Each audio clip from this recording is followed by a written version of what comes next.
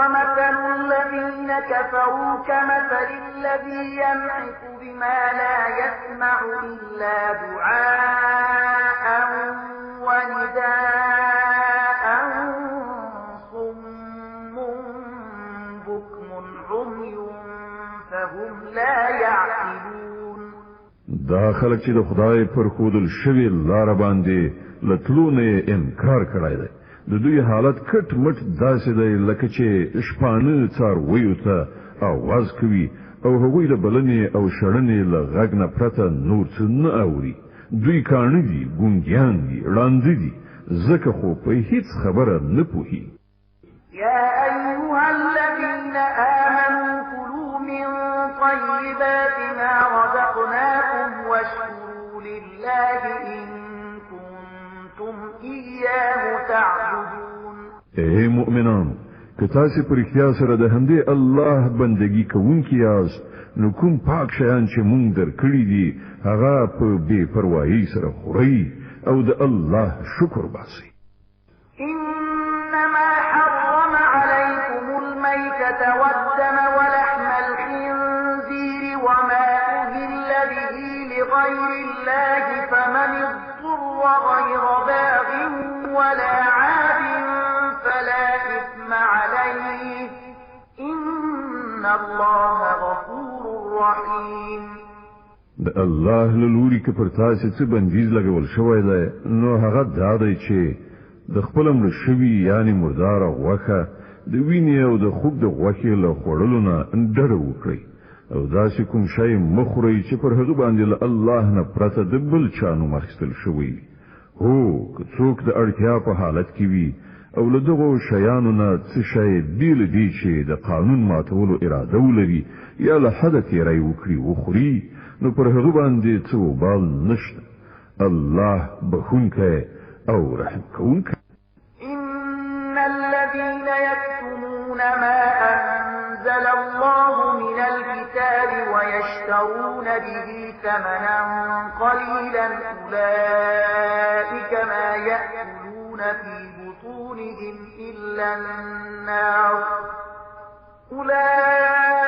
ما يأكلون في بطونهم إلا النار ولا يكلمهم الله يوم القيامة ولا يزكيهم ولهم عذاب أليم. فقط دا څوک چې هغه حکمونه پټوي چې الله په خپل کتاب کې نازل کړی دي او په لګوندې دنیوي ګټو یې له لاسه ورکوي، هغوی په اصل کې خپل ګیډې له اوره ډکوي. د قیامت په ورځ به الله جل علا شانه هیڅ کله له دوی سره خبرې ونه کړي او نه به یې تزکیه کړي او د هغو لپاره دردونکی عذاب. أولئك الذين اشتروا الضلالة بالهدى والعذاب بالمغفرة فما أصبرهم على النار. دا هغه خلک دي چې د سمې لارې په بدل کې گمراهي واخیستله او د بخښنې په بدل کې عذاب واخیست. څومره حیرانتیا ده د دوی حوصلې ته چې د عذاب زغملو ته تیار دي. ذلك بأن الله نزل الكتاب بالحق وإن الذين اختلفوا في الكتاب لفي شقاق بعيد. دا ټول کارونه زکه وشول چې الله خو له حق سره سر تر پایه برابر کتاب نازل کړی، مګر کوم خلکو چې په کتاب کې خپونه منځ راوړل هغوی په خپلو لانجو کې له حق نه ډېر لرې لاړل. ليس البر أن تولوا وجوهكم قبل المشرق والمغرب ولكن البر من آمن بالله واليوم الآخر والملائكة والكتاب والنبيين وآتى المال على حبه ذوي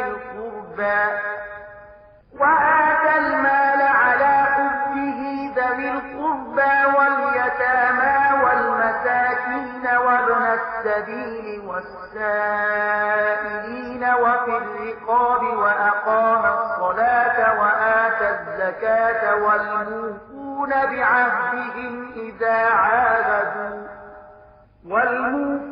بعهدهم إذا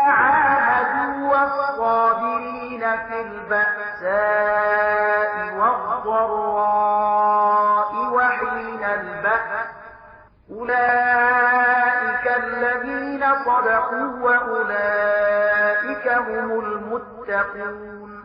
نیکی یوازې دا نه ده چې تاسو خپل مخونه ختیځ لوري ته واړوئ یا لویدیځ لوري ته، بلکې نیکی دا ده چې انسان الله او د قیامت ورځ او پرختیا او د الله نازل کړای شوی کتابونه او د هغه پیغمبران د زړونو کومي ومني او د الله په مینه کې خپل ګران مالونه په خپل خپلوانو، یتیمانو، مسکینانو، پردیسیانو، درویزګرو او د غلامانو په ازادۍ مصرف کړي، المنځ قائم کړي، زکات ورکړي، او نیکان هغه کسان دي چې کله وعده وکړي ترسره یې کړي، او د تنګسي او غمونو په وخت کې او د حق او د باطل په جګړه کې صبر وکړي. همدا ریښتینی او همدا پرهیزګار خلک. يا أيها الذين آمنوا كتب عليكم القصاص في القتل، الحر بالحر والعبد بالعبد والأنثى بالأنثى، فمن عفي له من أخيه شيء فاتباع بالمعروف وأداء إليه بإحسان، ذلك تخفيف من ربكم ورحمة، فمن اعتدى بعد ذلك فله عذاب أليم. اے مؤمنانو، ستاسو لپاره د قتل په دعوا کې د قصاص حکم لیکل شوی دی. آزاد د آزاد په مقابل کې وژل شي او غلام د غلام په بدل کې او خځه د خځې په بدل کې. هو کله کوم قاتل سره د هغه دینی ورور یو څه نرمي کولو ته تیار وي، نو په ښه وجه د وژنې د بدل په باب اقدام وشي، او پر قاتل باندې لازمه ده چې په صداقت سره خونه ورکړي. دا ستاسو د رب له خوا سانتیا او رحمت ده. کله دین وروسته څوک تجاوز وکړي، د هغه لپاره دردونکی عذاب ده. ولكم في القصاص حياة يا أولي الألباب لعلكم تتقون. وخياران ستاسو لپاره په قصاص کې ژوند ده، په کار ده چې له دې قانون نه سر ونه غړوي. كتب عليكم إذا حضر أحدكم الموت إن ترك خيرا الوصية للوالدين والأقربين بالمعروف حقا على المتقين. پر تاسو باندې فرض کړی شوی ده چې کله له تاسو نه د کوم یو د مرګ وخت را نږدې شي او هغه له ځانه وروسته مال پریږدي، نو مور پلار او خپلوانو ته دې په مناسبه توګه وصیت وکړي. دا حق دی پر پرهیزګارانو. فمن بدله بعدما سمعه فإنما إثمه على الذين يبدلونه إن الله سميع عليم. نو چا چې وصیت واورید او بیا یې هغه بدل کړ، نو د هغه وبال به د بدلونکو په غاړه وي. الله د هر څه اوریدونکی او په هر څه پوهیدونکی دی. فمن خاف من موص جنفا أو إثما فأصلح بينهم فلا إثم عليه إن الله غفور رحيم. البته کله چا سره دا اندېښنه وي چې وصیت کوونکی په ناپوهۍ یا په قصدي توګه حق تلفي کړې ده او هغه د دې موضوع د اړوندو کسانو په منځ کې روغه وکړي، نو پر هغه باندې هیڅ وبال نشته. الله بخونکی او رحم کوونکی دی. يا أيها الذين آمنوا كتب عليكم الصيام كما كتب على الذين من قبلكم لعلكم تتقون. اے مؤمنان، پر تاسو روزه فرض کړی شوی، لکه چې له تاسو نه د مخکې پیغمبرانو په پیروانو فرض کړی شوی وي. له دې نه دا هیله ده چې تاسو کې د پرهیزګارۍ صفت پیدا شي. أياما معدودات فمن كان منكم مريضا أو على سفر فعدة من أيام أخر، وعلى الذين يطيقون دونه فدية طعام مسكين فمن تطوع خيرا فهو خير له وأن تصوموا خير لكم إن كنتم تعلمون. د څو ټاکلو ورځو روژې دي کله تاسې نه څوک ناروغ وي یا پردیس وي نو په نورو ورځو کې د همغومره شمېر پوره کړي او کوم خلک چې د روژې نیولو وس نه لري لکه د لوی عمر او دوامداره مرض خاوندان او وي نه نیسي نو هغه د فدیه ورکړي. د یوې روژې فدیه یو مسکین ته خواړه ورکول دي او څوک چې په خپله مینه څه زیاته نیکي وکړي نو دا د همغه لپاره غوره ده. خو که تاسې پوهیږئ نو ستاسې لپاره ښه همدا ده چې روژه ونیسئ. شهر رمضان الذي أنزل فيه القرآن هدى للناس وبينات من الهدى والفرقان فمن شهد منكم الشهر فليصمه ومن كان مريضا أو على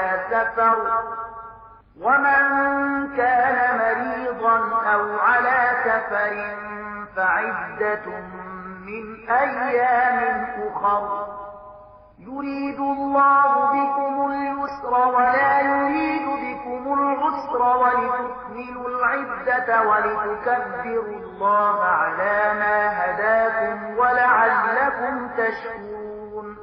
رمضان هغه میاشت چې په هغې کې قرآن نازل کړی شو چې د انسانانو لپاره له سره تر پایه هدایت دی او داسې څرګندې لارښودنې پکې دي چې د سمې لارې ښوونکي او د حق او باطل یو له بله په ډاګه بېلوونکي دي. له دې کبله څوک چې له دې وروسته دا میاشت ومومي پر هغه لازمه ده چې دا ټوله میاشت روژه ونیسي او که څوک ناروغ یا مسافر وي نو هغه دې په نورو ورځو کې د روژو شمېر پوره کړي. الله پر تاسې آسانتیا راوستل غواړي سختي راوستل نه غواړي. له دې امله تاسې ته دا طریقه ښودله کېږي تر څو تاسې د روژو شمېر پوره کړی شي او په کوم هدایت چې الله تاسې سرلوړي کړي یې په هغه سره د الله لویي وستایئ او شکر کوونکي وو. وَإِذَا سَأَلَكَ عِبَادِي عَنِّي فَإِنِّي قَرِيبٌ أُجِيبُ دَعْوَةَ الدَّاعِ إِذَا دَعَانِ فَلْيَسْتَجِيبُوا لِي وَلْيُؤْمِنُوا بِي لَعَلَّهُمْ يَرْشُدُونَ. او ای پیغمبره زما بندگان کله تانه زما په باب پوښتنه وکړي نو هغو ته ووایه چې زه ورته ډېر نږدې یم. بلونکی چې کله ما وبلي زه د هغه بلنه اورم او ځواب ورکوم. نو هغو ته ښایي چې زما بلنې ته لبیک ووایي او پر ما باندې ایمان راوړي. ته دا خبره هغو ته واوروه کیدای شي چې هغوی سمه لاره ومومي. أحل لكم ليلة الصيام الرفث إلى نسائكم هن لباس لكم وأنتم لباس لهن علم الله أنكم كنتم تختانون أنفسكم فتاب عليكم وعفى عنكم فالآن باشروهن وابتغوا ما كتب الله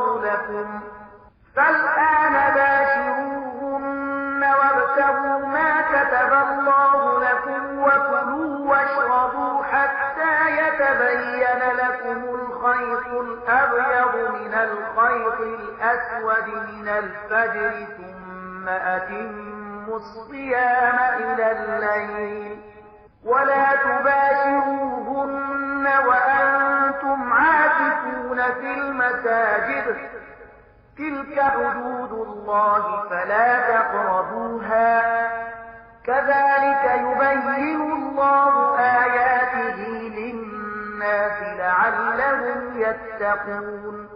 ستاسو لپاره د روژې په شپو کې خپل میرمنو سره یو ځای کېدل روا کړی شوي دي. هغوی ستاسو جامه او تاسو د هغو جامه یاست. الله ته څرګنده شوه چې تاسو په پټه پټه له خپلو ځانونو سره خیانت کوئ خو هغه ستاسو ګناه وبخله او در تیر شو. اوس تاسو له خپلو میرمنو سره د شپې یو ځای شئ او کوم خوند چې الله تاسو ته روا کړی دی هغه واخلئ. همدارنګه د شپې له مخې خورئ څښئ تر هغه وخت چې د شپې د ترږمۍ له تورې لیکې نه مو د شپې د داغه څړیکه تر سترګو شي. له هغه وروسته دا هر څه پرېږدئ تر شپې پورې خپله روژه بشپړه کړئ. او کله چې تاسو په جماعتونو کې څیله یاست یعنې اعتکاف کوئ نو د خپلو میرمنو سره نږدېوالی مه کوئ. دا د الله وضع کړي حدود دي، دې ته نږدې مه ورځئ. دغه شان الله خپل حکمونه خلکو ته په ډاګه څرګندوي، ښایي چې هغوی له ناوړه چلند نه ځانونه وژغوري. ولا تأكلوا أموالكم بينكم بالباطل وتدلوا بها إلى الحكام لتأكلوا فريقا من أموال الناس بالإثم وأنتم تعلمون. او تاسو مو په خپل منځو کې یو د بل مال په ناروا توګه خوري او موږ هغه حاکمانو ته په دې غرض وړاندې کوي چې تاسو ته په قصدي توګه او ظلم سره د نورو د شتمنۍ د خوړلو فرصت په لاس درشي، په داسې حال کې چې تاسو پوهیږئ. يسألونك عن الأهلة قل هي مواقيت للناس والحج وليس البر بأن تأتوا البيوت من ظهورها ولكن البر من اتقى وأتوا البيوت من أبوابها واتقوا الله لعلكم تفلحون. خلق له تاسو څخه د سپوږمۍ د نری کېدو او غټېدو په باب پوښتنه کوي. ووایه دا د خلکو لپاره د نیټو ټاکلو او د حج نښانې دي. دا هم ورته ووایه چې دا څه نیکي نه ده چې تاسو خپل کورونو ته د هغو د شا له لوري ننوځئ. اصلي نیکي خو دا ده چې انسان د الله له خفه کولو نه ځان وژغوري. نو تاسو خپل کورونو ته د دروازو له لارې ورشئ. له الله نه ویریدونکي اوسئ، ښایي چې بریالیتوب در په برخه شي. وقاتلوا في سبيل الله الذين يقاتلونكم ولا تعتدوا إن الله لا يحب المعتدين. او تاسو د الله په لار کې له هغو کسانو سره وجنګیږئ چې له تاسو سره جنګیږي، خو تیری مه کوئ چې الله تیری کوونکي نه خوښوي. واقتلوهم حيث ثقفتموهم وأخرجوهم من حيث أخرجوكم والفتنة أشد من القتل ولا تقاتلوهم عند المسجد الحرام حتى يقاتلوكم فيه فإن قاتلوكم فاقتلوهم كذلك جزاء الكافرين فإن انتهوا فإن الله غفور رحيم. له هغو سره وجنګیږئ هر چیرته چې ورسره مخامخ شي. هغوی وباسئ له کومه ځایه چې هغو تاسې ایستلي، ځکه که وژل هر څومره بد عمل دی خو فتنه له هغه نه هم ډیره بده ده. او مسجد حرام ته نږدې چې تر څو پورې هغوی له تاسې سره نوي جنګېدلي تاسې هم ورسره مه جنګېږئ. خو تر څو پورې چې هغو هلته له جنګېدو نه لاس نه وي اخیستی نو تاسې هم بې له کومې اندېښنې هغوی ووژنئ چې د داسې کافرانو هم دا سزا ده. بیا که هغوی منع شول نو وپوهیږئ چې الله بخونکی او رحم کوونکی دی. وقاتلوهم حتى لا تكون فتنة ويكون الدين لله فإن انتهوا فلا عدوان إلا على الظالمين. تاسو له هغو سره جنګیږئ تر دې پورې چې فتنه پاتې نشي او دین د الله لپاره شي. بیا که هغوی لاس په سر شول نو وپوهیږئ چې له ظالمانو پرته د بل چا په ضد لاس غځول روان نه دي. الشهر الحرام بالشهر الحرام والحرمات قصاص فمن اعتدى عليكم فاعتدوا عليه بمثل ما اعتدى عليكم واتقوا الله واعلموا أن الله مع المتقين. د حرام میاشتې بدله همغه حرام میاشت ده او د ټولو حرمتونو مراعات به یو شان برابر وي. نو که څوک پر تاسې تیری وکړي تاسې هم په همغه ډول پر هغه تیری وکړئ البته له الله نه په ویره کې اوسئ او په دې وپوهیږئ چې الله د همغو خلکو ملګری دی چې د هغه د حدودو له ماتولو نه ډډه کوي وأنفقوا في سبيل الله ولا تلقوا بأيديكم إلى التهلكة وأحسنوا إن الله يحب المحسنين د الله په لار کې مال ولګوي او په خپل لاسونو خپل ځانونه په هلاکت کې مغورځوي د ښېګڼې لار غوره کړئ چې الله ښېګڼه کوونکي خوښوي وأتموا الحج والعمرة لله فإن أحصرتم فما استيسر من الهدي ولا تحلقوا رؤوسكم حتى يبلغ الهدي محله فمن كان منكم مريضا أو به أذى من رأسه ففدية من صيام فمن كان منكم مريضا أو به أذى من رأسه ففدية من صيام أو صدقة أو نسك فإذا أمنتم فمن تمتع بالعمرة إلى الحج فما استيسر من الهدي فمن لم يجد فصيام 3 أيام في الحج و7 إذا رجعتم تلك 10 كاملة ذلك لمن لم يكن أهله حاضر المسجد الحرام واتقوا الله واعلموا أن الله شديد العقاب د الله د رضا لپاره چې کله د حج او عمرې نیت وکړئ نو هغه ترسره کړئ او که چیرته ایثار شي نو چې هر څه قرباني مو د الله سره پوروي د الله حضور ته وړاندې کړئ او خپل سرونه مخري تر هغه پورې چې قرباني خپل ځای ته نه وي رسیدلی او که څوک ناروغ وي یا په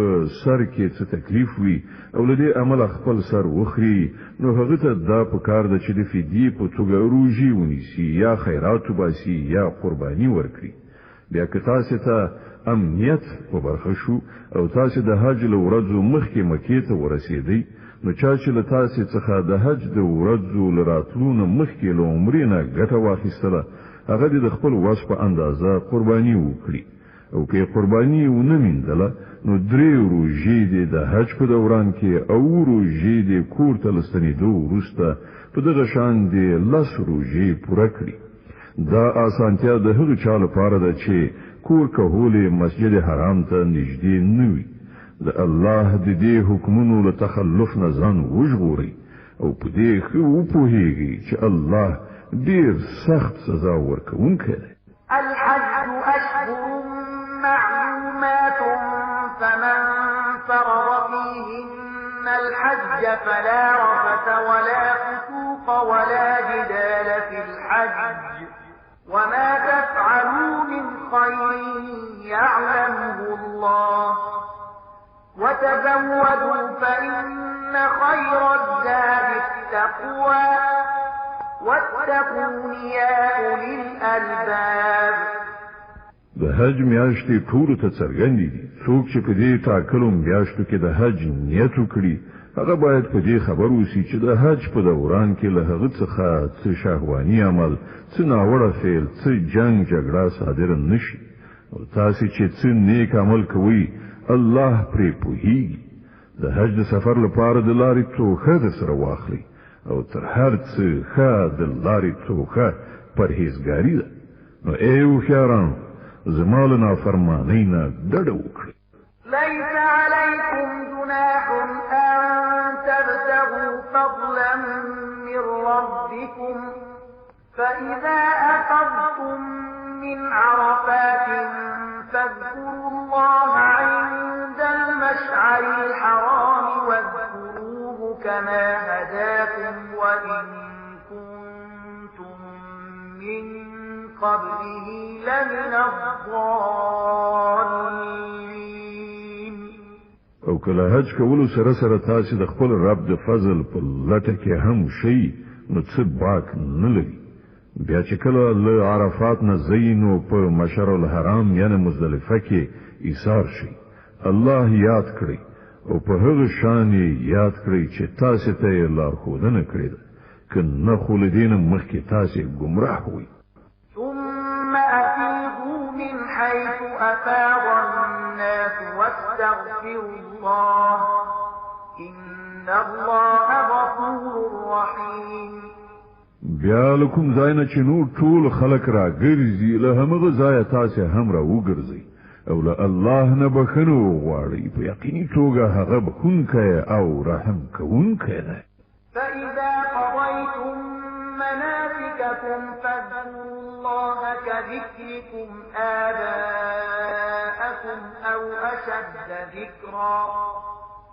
فمن الناس من يقول ربنا آتنا في الدنيا وما له في الآخرة من خلاق بیا کله چې مو د خپل حج رکنونه ادا کړل نو څنګه چې مو په خوا خپل پلرونه نیکونه یادول همغه سي اوس الله یاد کړی بلکې له هغه نه هم زیات او په الله یادونکو خلکو کې هم ډیر توپیر شته له هغونه څوک داسې دي چې وایي ای زمونږ ربه مونږ ته هر څه په همدې دنیا کې راکړه دغسې انسان ته په آخرت کې هیڅ برخه نشته ومنهم من يقول ربنا آتنا في الدنيا حسنة وفي الآخرة حسنة وقنا عذاب النار او څوک وایي ای زمونږ ربه مونږ ته هم د دنیا او هم د آخرت کې ګڼې را په برخه کړه او موږ د اور له عذابه وسات أولئك لهم نصيب مما كسبوا والله سريع الحساب دا چې خلک په د خپلو کړو سره سم په دواړو دارایانو کې د برخې څښتنان وي او د الله په حساب اخیستنه کې به څه ځان را نشي واذكروا الله في أيام معدودات فمن تعجل في يومين فلا إثم عليه ومن تأخر فلا إثم عليه لمن اتقى واتقوا الله واعلموا أنكم إليه تحشرون دا د شمار څو ورځې دي چې تاسو باید د خدای په یاد کې تیرې کړئ بیا که څوک تلوار وکړي په دوه ورځو کې راستون شي نو اوبال نشته او که څوک راستنېدل وزنډوي نو هم څه باک نشته په دې شرط چې دا ورځې په پرهیزګارۍ تیرې کړي د الله له نافرمانۍ نه ځان وژغورئ او ښه پوه شئ چې یوه ورځ د هغه حضور ته ستاسې وړاندې کېدل دي ومن الناس من يعجبك قوله في الحياة الدنيا ويشهد الله على ما في قلبه وهو ألد الخصام په انسانانو کې څوک داسې دي چې د هغه خبرې د دنیا په ژوند کې تاسو ته ډېرې ښې ښکاري او هغه پر خپلې نیکنیتۍ باندې په وار وار الله شاهد نیسي خو په حقیقت کې هغه د حق ډیر سخت دښمن دی وَإِذَا تَوَلَّى سَعَىٰ فِي الْأَرْضِ لِيُفْسِدَ فِيهَا وَيُهْلِكَ الْحَرْثَ وَالنَّسْلَ وَاللَّهُ لَا يُحِبُّ الْفَسَادَ او کله چې هغه ته قدرت په لاس ورځي نو په ځمکه کې د هغه ټولې هلې ځلې د دې لپاره وي چې فساد خور کړي کښتونه لوټ کړي او انساني زوزات له منځه یوسي په داسې حال کې چې الله هغه ذات چې هغه به شاهد نیو هیڅ کله فساد نه خوښوي وَإِذَا قِيلَ لَهُ اتَّقِ اللَّهَ أَخَذَتْهُ الْعِزَّةُ بِالْإِثْمِ فَحَسْبُهُ جَهَنَّمُ وَلَبِئْسَ الْمِهَادُ او کله چې ورته ویل کېږي چې له الله نه ویریږه نو د خپل پت او آبرو مفکورې پر ګناه ټینګوي د داسې بني آدم لپاره دوزخ دی او هغه ډیر ناکاره استوګنځی دی وَمِنَ النَّاسِ مَن يشري نفسه ابتغاء مرضات الله والله رؤوف بالعباد. د بل پلوه په انسانانو کې داسې څوک هم شته چې د خپل خدای د رضا په لټه کې خپل سر قربانوي او په داسې بندگانو باندې الله ډیر زیات مهربان دی. يا أيها الذين آمنوا ادخلوا في السلم كافة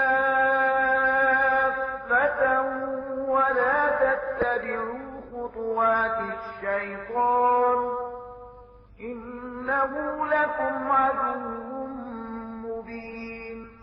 اے مؤمنانو، تاسو په هر اړخیز ډول په اسلام کې ننوځئ او د شیطان پیروي مکوئ چې هغه ستاسو ښکارا دښمن دی. فإن زللتم من بعد ما جاءتكم البينات فاعلموا أن الله عزيز حكيم. کومې ښکارا څرګندې لارښودنې چې تاسو ته راغلي دي، که د هغو له میندلو وروسته بیا هم تاسو وښویېږئ، نو ښه وپوهېږئ چې الله پر ټولو غالب د حکمت خاوند او پوه دی. هل ينظرون إلا أن يأتيهم الله في ظلل من الغمام والملائكة وقضي الأمر وإلى الله ترجع الأمور. که د دې ټولو نصیحتونو او لارښودنو وروسته بیا هم خلک سم نه وي، نو آیا اوس هغوی دې ته سترګې په لاره دي چې الله د وریځو چترۍ ودروي، د فرښتو له صفونو سره دوی ته مخامخ راشي او پرېکړه وکړای شي؟ په پای کې خو ټولې چارې د همدې الله حضور ته وړاندې کېدونکي دي. فالبني إسرائيل كم آتيناهم من آية بينة ومن يبدل نعمة الله من بعد ما جاءته فإن الله شديد العقاب. لبني اسرائیلونه پوښتنه وکړه، موږ څنګه ښکارا څرګندې نښې نښانې ورښودلي دي، او دا هم ورڅخه پوښتنه وکړه چې کوم قوم چې د الله نعمت له میندلو وروسته په بدمرغۍ سره بدل کړي، هغو ته الله څنګه سخته سزا ورکړي. زين للذين كفروا الحياة الدنيا ويسخرون من الذين آمنوا والذين اتقوا فوقهم يوم القيامة والله يرزق من يشاء بغير حساب. کوم خلکو چې د کفر لاره غوره کړې ده، هغو ته د دنیا ژوند ډیر خوږ او په زړه پورې ګرځېدلی دی. دوی پر مؤمنانو ملنډې وهي، او د قیامت په ورځ به همدا پرهیزګاران د دوی په پرتله د لوړ مقام خاوندان. پاتې شوه د دنیا روزي، نو د الله واک دی، چاته چې خوښه شي بې حسابه یې ورکوي. كان الناس أمة واحدة فبعث الله النبيين مبشرين ومنذرين وأنزل معهم الكتاب بالحق ليحكم بين الناس فيما اختلفوا فيه وما اختلف فيه إلا الذين أوتوه من بعد ما جاءتهم البينات بغيا بينهم فهدى الله الذين آمنوا لما اختلفوا فيه من الحق بإذنه والله يهدي من يشاء إلى صراط مستقيم. ولومړي وخت کې ټول خلک په یو لار روان، بیا چې دې وځي دوام نکړ او اختلافونه رامنځته شول، نو الله پیغمبران ولېږل چې په سم تګ زیری ورکوونکي او د انحراف له نتیجو څخه ویرونکي، او د هغو سره یو ځای حق کتاب ولېږه، تر څو هغه اختلافونه چې د حق په باب د خلکو ترمنځ راغلي وو فیصله کړي او د دې اختلافونو په کېدو دلیل دا نو چې په ابتدا کې خلکو ته د حق ښودنه نه وشوي نه اختلاف هغو کسانو را پیدا کړ چې د حق په برخه کې معلومات ورکړ شوی هغو د روښانه لارښودنو له موندلو نه وروسته صرف په دې غرض حق پرېښود بېلابېلې لارې را منځته کړي چې غوښتلې په خپلو منځو کې یو پر بل تېری وکړي نو الله هغو کسانو ته چې پر پیغمبرانو ایمان راوړ په خپل اذن د حق هغه لار وښودله چې خلکو پکې اختلاف کړی د الله چې چاته خوښه شي سم لار وښي أم حسبتم أن تدخلوا الجنة ولما يأتكم مثل الذين خلوا من قبلكم مستهم البأساء والضراء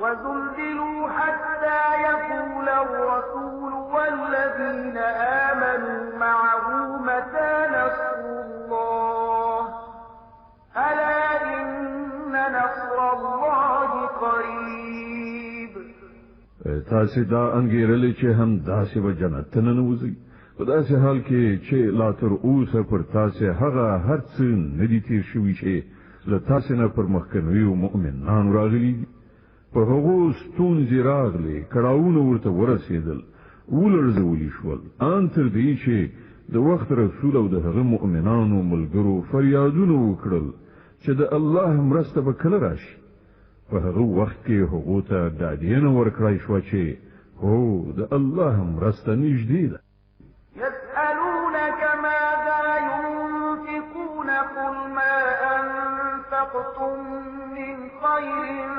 فللوالدين والأقربين واليتامى والمساكين وابن السبيل وما تفعلوا من خير فإن الله به عليم خلق پوښتنه کوي مونږ څه مصرف کړو جواب ورکړه چې کوم مال چې تاسو لګوي پر خپل مور او پلار خپلوانو یتیمانو مسکینانو او پردیسانو باندې ولګوي او تاسو چې هر کې غنه کوي الله پرې خبري كتب عليكم القتال وهو كره لكم وعسى أن تكرهوا شيئا وهو خير لكم وعسى أن تحبوا شيئا وهو شر لكم والله يعلم وأنتم لا تعلمون تاسو ته د جنگ امر شوی دی او هغه تاسو ته ناکاره دی کېدای شي چې یو شی تاسو ته ناکاره وي او همغه تاسو لپاره ډیر غوره وي او کېدای شي چې تاسو یو شی خوښوي او همغه تاسو لپاره بد وي الله پوهیږي تاسو نه پوهیږئ يسألونك عن الشهر الحرام قتال فيه قل قتال فيه كبير وصد عن سبيل الله وكفر به والمسجد الحرام وإخراج أهله منه أكبر عند الله والفتنة أكبر من القتل ولا يزالون يقاتلونكم حتى يردوكم عن دينكم إن استطاعوا ومن يرتد منكم عن دينه فيمت وهو كافر فأولئك حبطت أعمالهم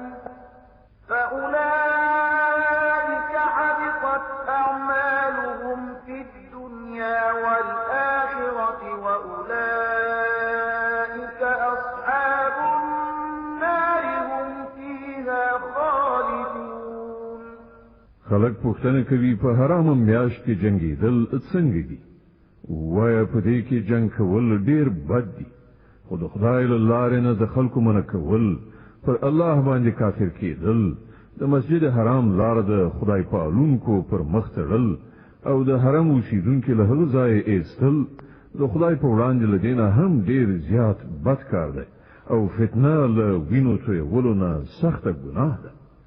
هغوی به له تاسې سره تل په جنگ اخته وي ان تر دې چې که یې وسه ورسیږي نو تاسې به له دې دین نه واړوي او په دې ښه پوه شئ چې له تاسې نه چې هر څوک له دې دین نه واوړي او د کفر په حالت کې ومري د هغه عملونه به په دنیا او آخرت دواړو کې به بېځا او ضایع شي. داسې خلک ټول دوزخیان دي او تل به په دوزخ کې اوسي. إن الذين آمنوا والذين هاجروا وجاهدوا في سبيل الله أولئك يرجون رحمة الله والله غفور رحيم. د دې پر خلاف کوم خلکو چې ایمان راوړی دی او چا چې د خدای په لار کې خپل کور وطن پریښی او جهاد یې کړی دی هغوی حق لري چې د خدای د رحمت هیلهمند وي او الله د هغو د خطاو بخښونکی او پر هغو د خپل رحمت پیرزو کوونکی دی. يسألونك عن الخمر والميسر قل فيهما إثم كبير ومنافع للناس وإثمهما أكبر من نفعهما ويسألونك ماذا ينفقون قل العفو كذلك يبين الله لكم الآيات لعلكم تتفكرون في الدنيا والآخرة. پوښتنه کوي د شرابو او جواري یعنی قمار څه حکم دی؟ وایا په دواړو کې لویه ګناه ده که څه هم د خلکو لپاره به څه ګټه هم پکې وي خو ګناه یې له ګټې نه ډېره زیاته ده. پوښتنه کوي موږ د خدای په لار کې څه مصرف کړو؟ وایا هغه څه چې ستاسې له اړتیا نه زیات وي. په دې ډول الله تاسې ته خپل احکام په څرګنده توګه بیانوي ښایي چې تاسې د دنیا او آخرت دواړو په باب فکر وکړئ. وَيَسْأَلُونَكَ عَنِ الْيَتَامَى قُلْ إِصْلَاحٌ لَهُمْ خَيْرٌ وَإِن تُخَالِطُوهُمْ فَإِخْوَانُكُمْ وَاللَّهُ يَعْلَمُ الْمُفْسِدَ مِنَ الْمُصْلِحِ وَلَوْ شَاءَ اللَّهُ لَأَعْمَتَكُمْ إِنَّ اللَّهَ عَزِيزٌ حَكِيمٌ. پوښتنه کوي له یتیمانو سره دې څه چار چلند وشي؟ ووایه په کوم ډول چلند کې چې د هغو ښېګڼه وي د همغه غوره کول ډېر ښه دي او که تاسې خپل او د هغو خرڅ او لګښت او ژوند ژواک سره ګډ او شریک کړئ څه باک نشته نو هغوی خو ستاسې ورونه دي. د ورانکارو او روغچاورو دواړو حال الله ته ښکاره دی. که د الله خوښه شوې وای نو په دې کار کې به تاسې له ستونزو سره مخامخ کړي وای مګر هغه په واکمنۍ سربیره د حکمت څښتن هم دی. ولا تنكحوا المشركات حتى يؤمنن ولأمة مؤمنة خير من مشركة ولو أعجبتكم ولا تنكحوا المشركين حتى يؤمنوا ولعبد مؤمن خير من مشرك ولو أعجبكم أولئك يدعون إلى النار والله يدعو إلى الجنة والمغفرة بإذنه ويبين آياته للناس لعلهم يتذكرون. تاسې له مشرکو ښځو سره هیڅکله نکاح مه کوئ تر څو چې ایمان نه وي راوړی. یو مسلمان وینځل آزادې مشرکې نه ډېره ښه ده که څه هم چې ستاسې هغه ډېره خوښه وي او مسلمانې ښځې مشرکانو ته هیڅکله په نکاح مه ورکوئ تر څو چې هغوی ایمان نه وي راوړی. یو مسلمان غلام له آزاد مشرک نه ډېر ښه دی که څه هم چې هغه ستاسې ډېر خوښ وي. دا کسان تاسې د اور خواته دعوت کوي او الله په خپل اذن سره تاسې ته د جنت او بخښنې په لوري بلنه درکوي. او هغه خلکو ته خپل حکمونه په څرګنده توګه بیانوي کېدای شي چې هغوی درس واخلي او نصیحت وکړي. ويسألونك عن المحيض قل هو أذى فاعتزلوا النساء في المحيض ولا تقربوهن حتى يطهرن فإذا تطهرن فأتوهن من حيث أمركم الله إن الله يحب التوابين ويحب المتطهرين. پوښتنه کوي د حیض څه حکم دی؟ و هغه یو د پلیدۍ حالت دی. په هغه کې له ښځو نه بیل اوسئ او هغو ته مه نږدې کېږئ تر څو چې هغوی پاکې شي.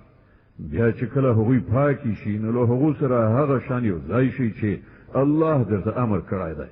د الله هغه خلک خوښیږي چې له بدۍ نه لاس واخلي او سپېڅلتیا غوره کړي.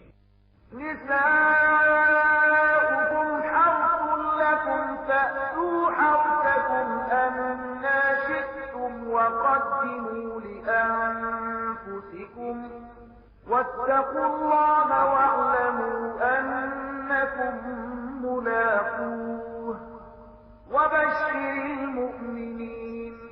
ستاسې ښځې ستاسې کښتونه دي. ستاسې خپله خوښه ده څنګه مو چې زړه غواړي هغه شان په خپل کښت کې تصرف وکړئ خو د خپل راتلونکي فکر ولرئ او د الله له خفګان نه ځان وژغورئ. ښه پوه شئ چې یوه ورځ به له هغه سره یو ځای کیږئ.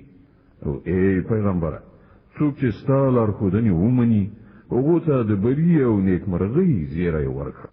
ولا تجعلوا الله عرضة لأيمانكم أن تبروا وتتقوا وتصلحوا بين الناس والله سميع عليم. د الله نوم په داسې قسمونو خوړلو کې مه یادوئ چې په هغو کې هدف له نیکۍ پرهیزګارۍ او د خدای د بندګانو د ښېګڼې له کارونو څخه منع کول وي. الله ستاسې ټولې خبرې اوري او په هر څه پوهیږي. لا يؤاخذكم الله باللغو في أيمانكم ولكن يؤاخذكم بما كسبت قلوبكم والله غفور حليم. کوم بې معنا قسمونه چې تاسې بې ارادي خوړلي وي پر هغو باندې مو الله نه نیسي. او کوم قسمونه چې تاسې د زړه کومې خوړلي وي پر هغو به مو ارومرو نیسي. الله ډېر بخښونکی او تېرېدونکی دی.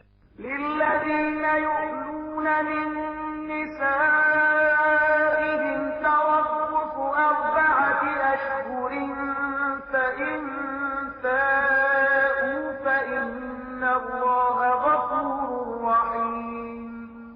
کوم خلک چې له خپلو ښځو سره د نااړوندۍ قسم کوي هغو ته 4 میاشتې وخت دی. که ورته رجوع وکړه نو الله بخښونکی او رحیم دی. وإن عزموا الطلاق فإن الله سميع عليم. او که هغو د طلاق هوډ یعنی عزم کړی وي نو ولې پوهیږي چې الله هر څه اوري او په هر څه پوهیږي.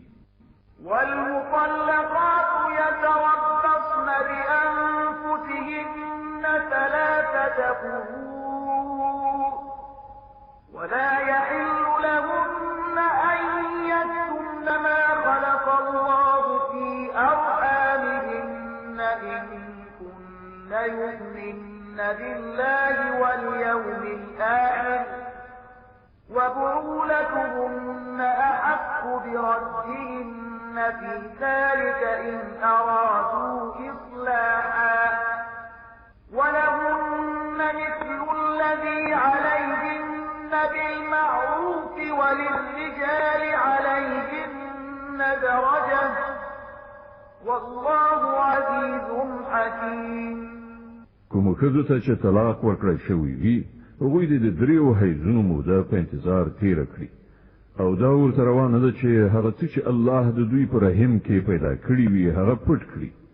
هغوی ته هېڅکله نه ښایي چې داسې وکړي که په خدای او د آخرت په ورځ ایمان لري. که د هغو میړونه د خپلو اړیکو سمولو لپاره چمتو وي نو د همدې عدت په دوران کې په خپل نکاح کې د هغو د بیا راوستلو حق لري. د ښځو لپاره هم په معروفه توګه همغسې حقوق دي لکه څنګه چې د نارینه‌و پر هغو حقوق دي. البته نارینه پر هغو باندې یو درجه لري او پر ټولو باندې الله غالب مقتدر او د حکمت او پوهې څښتن دی. الطلاق مرتان فإمساك بمعروف أو تسريح بإحسان ولا يحل لكم أن تأخذوا مما آتيتموهن شيئا إلا أن يخافا ألا يقيما حدود الله فإن خفتم ألا يقيما حدود الله فلا جناح عليهما فيما افتدت به تلك حدود الله فلا تعتدوها ومن يتعد حدود الله فأولئك هم الظالمون. طلاق دو ځله دی. بیا دې یا په سمه توګه ښځه وساتله شي او یا دې په ښه توګه رخصت کړای شي. او په داسې شان رخصتول تاسو ته روان نه دي چې څه شی مو ورکړي وي د هغو نه یو څه بیرته ترې واخلي. البته دا مستثنا ده چې ښځه او میړه د الله په حدودو باندې په درېدو کې اندېښمن وي.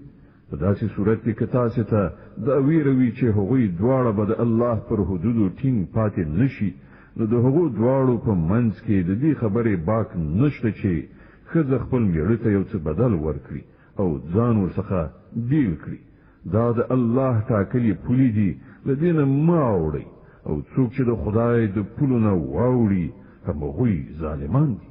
فإن طلقها فلا تحل له من بعد حتى تنكح زوجا غيره فإن طلقها فلا جناح عليهما أن يتراجعا إن ظنا أن يقيما حدود الله وتلك حدود الله يبينها لقوم يعلمون. بیا کله دو ځله طلاق ورکولو نه وروسته ښځې ته درېیم ځل طلاق ورکړي نو هغه ښځه بیا د هغه لپاره روان نه ده مګر دا چې بل چا سره د هغې نکاح وشي او هغه یې طلاق کړي. کله هغه وروسته لومړي میړه او دې ښځې دواړو دا فکر وکړ چې پر الهي حدودو به ودرېږي نو که دوی یو بل ته رجوع وکړي څه باک نشته. دا د الله ټاکلي حدود دي. د هغو خلکو د لارمیندنې لپاره یې څرګندوي چې د هغه د حدودو د ماتولو په عاقبت پوهیږي. وإذا طلقتم النساء فبلغن أجلهن فأمسكوهن بمعروف أو سرحوهن بمعروف ولا تمسكوهن ضرارا لتعتدوا ومن يفعل ذلك فقد ظلم نفسه ولا تتخذوا آيات الله هزوا واذكروا نعمة الله عليكم وما أنزل عليكم من الكتاب والحكمة يعظكم به واتقوا الله واعلموا أن الله بكل شيء عليم. وکله چې تاسو ښځو ته طلاق ورکړئ او د هغو عدت په پوره کېدو شي نو یا یې په ښه توګه وساتئ یا یې په ښه شان رخصت کړئ. محض د ربړولو لپاره یې مه ایساروئ چې دا به تیری زیاتی وي. او څوک چې دا کار وکړي هغه به په حقیقت کې خپله پر خپل ځان ظلم وکړي. د الله په آیتونو ملنډې مه وهئ. دا مه هېروئ چې الله په څه لوی نعمت تاسې سرلوړي کړي. هغه تاسې ته نصیحت کوي چې کوم کتاب هغه پر تاسې نازل کړی دی د هغه درناوی وکړئ. له الله نه وویریږئ او ښه وپوهیږئ چې الله له هرې خبرې نه خبر دی. وإذا طلقتم النساء فبلغن أجلهن فلا تعذروهن أن ينكحن أزواجهن إذا تراضوا بينهم بالمعروف ذلك يوعظ به من كان منكم يؤمن ذلكم أزكى لكم وأطهر والله يعلم وأنتم لا تعلمون. کله چې تاسو خپل ښځو ته طلاق ورکړ او هغه خپل عدت پوره کړ نو بیا په دې لاره کې خنډ م پیدا کوي چې هغوی د خپل پخوانیو میړونو سره نکاح وکړي که د دواړو خواو په دې موافقه راغله. تاسو ته کودنه کیږي چې هیڅ کله داسې حرکت م کوئ که پر الله او د آخرت په ورځ ایمان لري. ستاسو لپاره مناسب او سپېڅلې لار هم دا ده چې له دین ځان وژغورئ. الله پوهیږي او تاسو نه پوهیږئ. والوالدات يرضعن أولادهن حولين كاملين لمن أراد أن يتم الرضاعة وعلى المولود له رزقهن وكسوتهن بالمعروف لا تكلف نفس إلا وسعها لا تضار والدة بولدها ولا مولود له بولده وعلى الوارث مثل ذلك فإن أرادا فصالا عن تراض منهما وتشاور فلا جناح عليهما وإن أردتم أن تسترضعوا أولادكم فلا جناح عليكم إذا سلمتم ما آتيتم بالمعروف واتقوا الله واعلموا أن الله بما تعملون بصير. میندې د خپل بچانو ته پوره 2 کاله تای ورکړي. په دې صورت کې به د ماشوم پلار په ښه توګه هغو ته خوراک او جامې ورکوي. خو داسې نه وي چې د چا په اوږه د هغه له وس نه پورته پیټی کېښودل شي. نه د مور ته له دې امله آزار ورسول شي چې ماشوم د هغې دی او نه د پلار له دې امله وکړول شي چې ماشوم د هغه دی. د تی ورکوونکي چې څنګه د ماشوم په پلار دا حق دی همداراز د هغه پر وارث هم دی. خو که دواړه خواوې په خپل منځي موافقه او مشوره له تی بیلولو غواړي د دې خبرې څه باک نشته. او که ستاسې په نظر کې دا وي چې کومه بله ښځه دې ستاسې ماشوم ته تی ورکړي نو په دې کې هم څه وبال نشته. خو په دې شرط چې تی ورکوونکي سره مو په کومه وجوه فیصله کړې وي هغه په ښه توګه ادا کړئ. د الله نه وویریږئ او پوهیږئ چې تاسې چې هر څه کوئ الله هغه ویني. والذين يتوفون منكم ويذرون أزواجا يتربصن بأنفسهن 4 أشهر وعشرا فإذا بلغن أجلهن فلا جناح عليكم فيما فعلن في أنفسهن بالمعروف والله بما تعملون خبير. لتاسې څخه چې څوک ومري او کونډې پاتې شي نو هغوی دې پر خپل ځان 4 میاشتې او 10 ورځې په عدت تیرې کړي. بیا چې کله عدت پوره شي نو د خپل شخصي چارو په باب د هغو خپل خوخه ده په ښه توګه چې څه کوي ودې کړي. پر تاسې څه مسؤلیت نشته. الله ستاسې ټولو له کړو وړو خبر ده.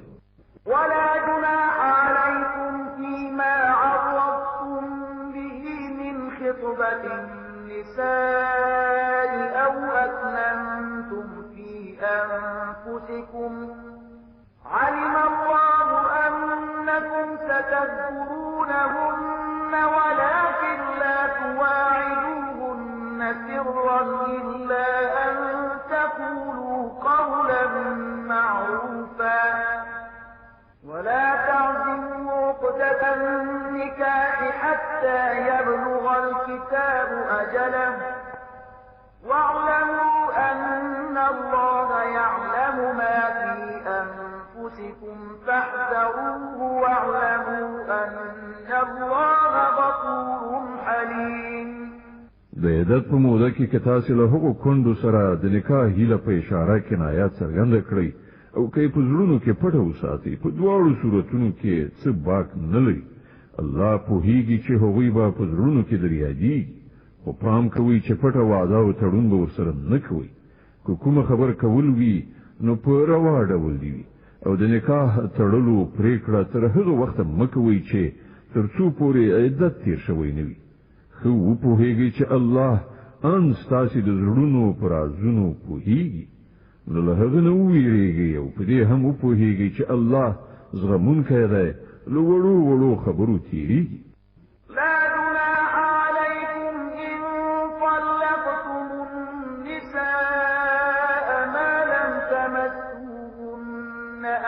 تفرضوا لهن فريضة ومتعوهن على الموسع قدره وعلى المقتر قدره متاعا بالمعروف حقا على المحسنين ورتاسې هیڅ ګناه نشته خپل خځو ته مخکې له هغه طلاق ورکړي چې لاس مون نوی وروړی او مہر مون نوی ټاکلی په دې صورت کې هغه ته څه ورکول ضروری دي وسوال دي د خپل وسه او بیوزلی دي د خپل وسه په اندازه په خد توګه څه ورکړي دا پر نیکانو حق دی وَإِن طَلَّقْتُمُوهُنَّ مِن قَبْلِ أَن تَمَسُّوهُنَّ وَقَدْ فَرَضْتُمْ لَهُنَّ فَرِيضَةً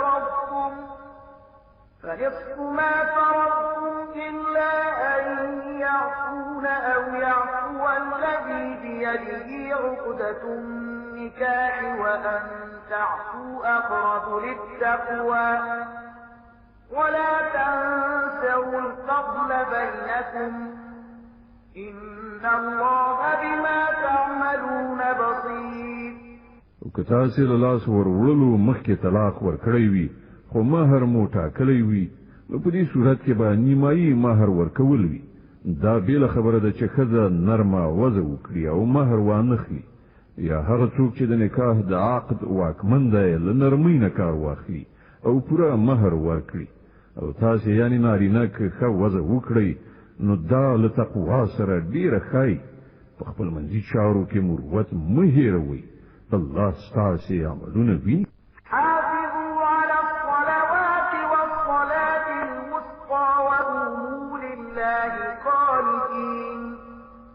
د خپل منځونو ساتنه وکړئ په تیره بیا د منځني یعنی مازدیګر د لمانځه د الله په وړاندې داسې ودرېږئ لکه چې فرمان منونکی غلام درېږي فإن خفتم فرجالا أو ركبانا فإذا أمنتم فاذكروا الله كما علمكم ما لم تكونوا تعلمون که امنیت خراب وي نو کپلی او کسپاره په هر شان چې کولای شي لمونځ وکړي بیا چې کله امنیت ټینګ شي نو الله په هغه شان یاد کړی چې څنګه یې تاسو ته ښودنه کړې ده چې په خوا پرې نه پوهي والذین یتوفون منکم ويذرون أزواجا وصية لأزواجهم متاعا إلى الحول غير إخراج فإن خرجن فلا جناح عليكم